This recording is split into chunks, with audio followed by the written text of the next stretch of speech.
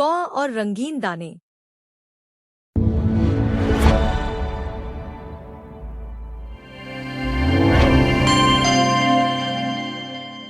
घने पीपल, बरगद और आम के पेड़ों से घिरे एक विशाल जंगल में एक कौवा रहता था। उसका नाम था कालू। कालू बाकी कौवों से थोड़ा अलग था। वह मेहनत से ज्यादा किस्मत पर भरोसा करता था।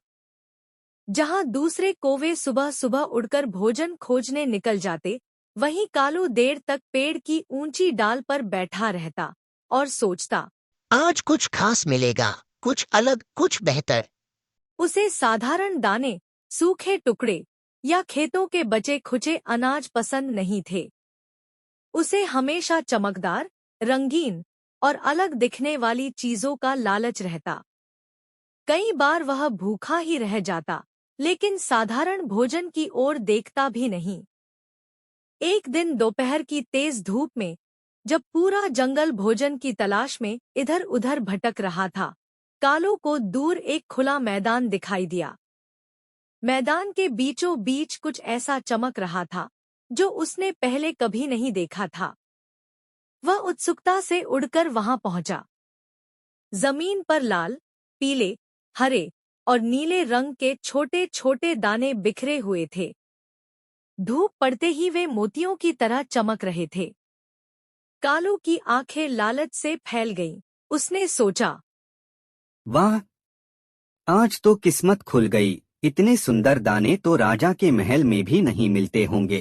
पास ही कुछ गौरैया साधारण भूरे दाने चुग रही थी, लेकिन रंगीन दानों की ओर नहीं जा रही थी।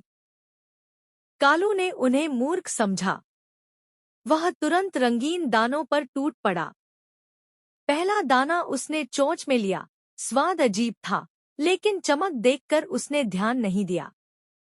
फिर दूसरा, तीसरा, चौथा। वह लगातार खाता गया। धीरे धीरे उसका पेट भर गया, पर मन नहीं भरा। उसे लगा जितना खा सके उतना जमा कर ले। वह कुछ दाने चोंच में दबाकर अपने पेड़ की ओर उड़ चला। लेकिन उड़ते उड़ते उसे चक्कर आने लगा। उसकी पंखों की ताकत कम होने लगी। आंखों के सामने धुंध छाने लगी।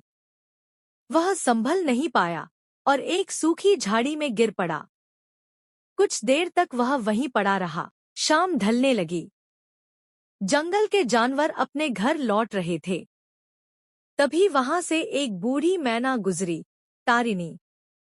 उसने कालू को उस हालत में देखा तो तुरंत पास आई। उसने देखा कि आसपास वही रंगीन दाने बिखरे थे। तारिणी सब समझ गई। उसने पास के तालाब से पानी लाकर कालू की चोंच भिगोई, उसके सिर पर छींटे मारे। काफी देर बाद कालू को होश आया। वह बेहद कमजोर हो चुका था। तारिणी ने शांत स्वर में कहा, रंग और हर चमक सच्चा भोजन नहीं होती। कई बार वह जाल भी होती है। असल में वे दाने इंसानों द्वारा खेतों में डाले गए जहरीले दाने थे, ताकि पक्षी फसल न खाए। कालू सन्न रह गया। उसे याद आया, गौरैया उन दानों से दूर क्यों थी, और वह खुद को कितना चालाक समझ रहा था। अगले कई दिनों तक कालू उड़ भी नहीं पाया। वह पेड़ की निचली डाल पर बैठा रहता और दूसरों को साधारण दाने खाते देखता। अब उसे भूरे, सूखे दानों में भी जीवन दिखाई देता था।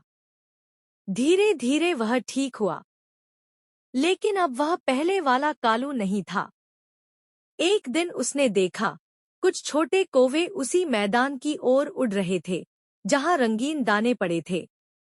इस बार कालू तुरंत उनके आगे उड़ गया।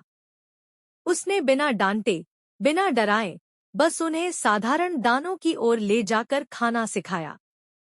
उसकी आंखों में अब घमंड नहीं, अनुभव था, और उस दिन से कालू खुद सबसे पहले साधारण दाने खोजता और सबसे बाद में खाता।